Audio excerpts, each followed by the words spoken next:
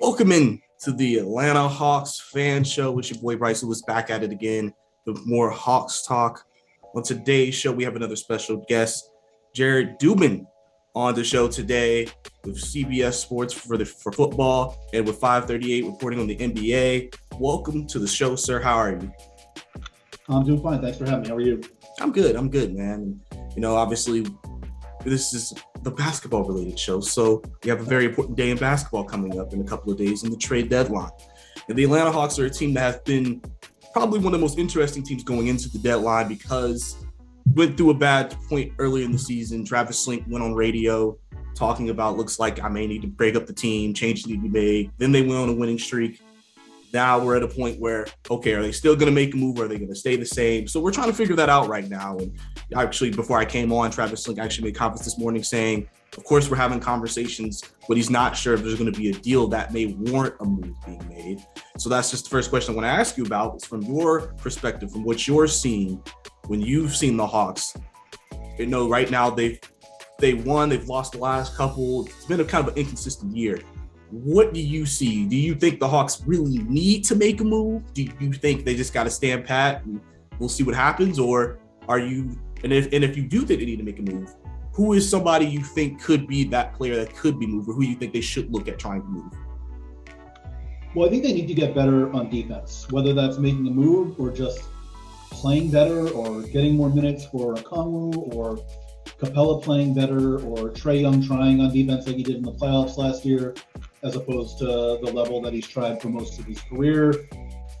I think all of those things probably need to happen. I think it's good that the John Collins injury that he suffered the other day doesn't seem like it's going to be too serious. I think he played the next night, if I'm remembering correctly, so it doesn't seem like anything too serious there. DeAndre Hunter being back obviously helps the defense.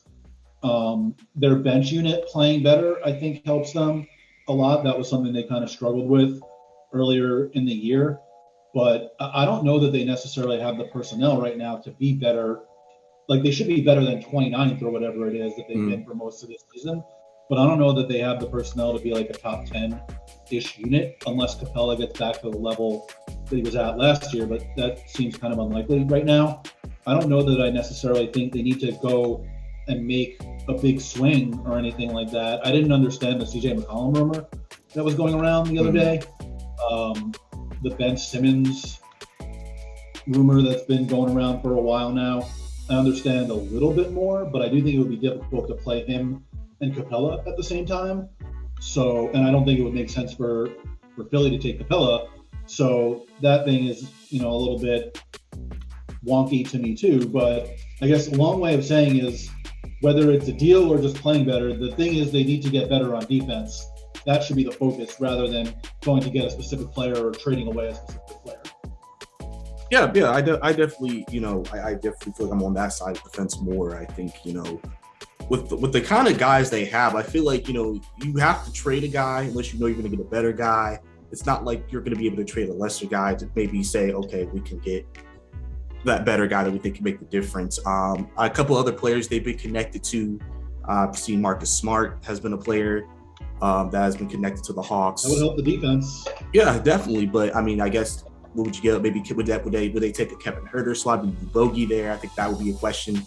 Obviously, I know I've also heard about right now, currently going into next year with 9 players. If they pick up Dallas option, they'd be over the luxury tax. So obviously, that was something that would they consider trying to maybe try to make a reset, or they're just going to wait till next year? Is there anybody in the league where if they did make a trade, you'd be like, that's a guy I feel like could really help this team right now? Is there anybody in this league that you think that would be a great pickup for them at this very moment if they did decide to do it?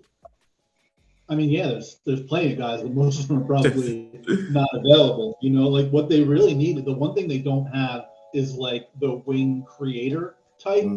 Kevin Huerter can create a little bit, but mostly as a second side guy. Same thing with Bogey. DeAndre Hunter, I like his post-up game against smaller wings, but that's like there are just better ways for the Hawks to create offense than that. The one thing they don't have, like I said, is that wing creator type. Like maybe you trade John Collins for that guy, but John Collins is good. And then like who are you playing at the 4? Like, are you playing Gallo at the 4? Maybe you move Hunter to the 4.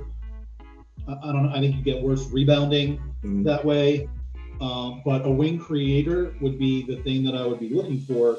But everybody wants those guys. It's really difficult to get them, and you got to give up a lot to get them. It's a good thing for the Hawks, I suppose, that they do have a bunch of pieces. They're like, everybody's like, oh, what they need is a consolidation trade. But you got to give up a lot to be able to do that. Like, I guess he's in my head just because he's from Atlanta, but like, if they got Jaylen Brown, that would be great. It'd be perfect for them. But there's a reason that the Celtics really aren't making him available, So I don't know necessarily that the kind of guy that I think they should trade for is available. But if somebody gets, somebody gets antsy somewhere else in the league, then yeah, you could go do that. I guess other than that, just like another 3-and-D wing type, like, Josh Hart just got traded to the Blazers. I don't know what they're doing with him. Could you get him? Like, is he better than Gallo for them? I think probably. He's better on defense. He's not as good of a shooter, and doesn't get the line as often, but I think he might make a little bit more sense. Maybe you go get Harrison Barnes, something like that. But those guys don't necessarily make you like a conference finals team again automatically, Yeah, definitely. It's funny that you actually mentioned Josh Hart. There was also rumors that Pelicans were discussing a trade for Kevin Huerter and Josh Hart. I know a lot of people were kind of like, it just depends, I guess, how you feel about both players. I don't know if I do it, but maybe that's something that the Blazers, maybe they'll entertain, especially trading CJ. I don't know, maybe potentially. Going just in the general landscape of the NBA now, is there a trade just in the general landscape that maybe you've heard, maybe you've seen that you think might actually happen for the deadline? Do you think this deadline is going to be a relatively quiet, just minor trades across the league this year? I think we're seeing, the beginnings of a bunch of rumblings at this point. Like, we had the Powell and Covington deal the other day. Now we got a CJ McCollum deal. I would imagine there's going to be a deal for and we had the LeVert deal too. At least one of, Sabonis and Turner, I would think, is going to get moved. Maybe Nurkic gets moved. There's a bunch of teams trying to get centers, whether that's, a deal for a backup big man or something else. The Knicks are trying to get off money. The Nets are trying to get an upgrade for a shooter, which makes me think, Joe Harris might not be coming back. There's a whole bunch of stuff being rumbled with, but, deadlines make deals, and we've got, about a day and a half left until the deadline. So, yeah, that's true. And last question before I let you go, going back to the Hawks. From what you've seen from this team, is there a player on this team that you feel like this season is maybe a little underrated, a guy who was like, wow, people don't really appreciate this kind of player? Is there a guy on the team that sticks out to you like that? Like, you really like them as a player? Yeah, it's a combo.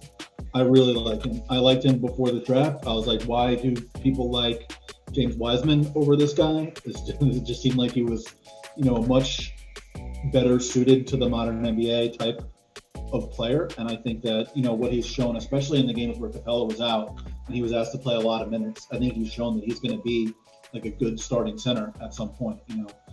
I would imagine at some point he will be their starting center. I know Capella just got his money, but at some point that dude's going to have to play a lot. And I think he's really good. Yeah, definitely. Okongwu is somebody I think a lot of Hawks fans are excited about. Just seeing those flashes. People think he has all NBA defensive potential, the way he can guard. I think it's one of those things where we definitely have a guy that, like, yeah, he could definitely be the center in the future. And it would make it interesting if that makes the Hawks maybe make a move and move Capella out of there maybe in a year or two. I know they just gave him an extension, but just something that potentially could be on the table. Yeah, I don't know if it's on the table right now. I would imagine they still want Capella for at least this run, but in the offseason, I think it's something that could be at least looked into. Yeah, definitely. Well, I appreciate you coming on to the show, Jared. Appreciate you talking Hawks with me. Let everybody know where they can find you on social media. Thanks for having me. First of all, appreciate it. And Twitter at JADubin5, and then you can find my work there. You can find it at 538, a bunch of other places, here and there as well. Thanks for having me, man. Have a good day. Yes, sir. And that was your Atlanta Hawks fan show. I'll see you guys later. To host a fan show or appear as a fan on a fan show, create a profile in Fan Media Network. Then look for the news page in our website and fan show resources page. Help yourself. We give show hosts a show graphic and team colors, a simple short show format, tips on pre and post production, ideas to get fans and guests on your show, Apple News distribution and show sponsorship sales and services to help featured show hosts earn money. Show hosts use our iPhone app to publish their shows. Our website supports Android users.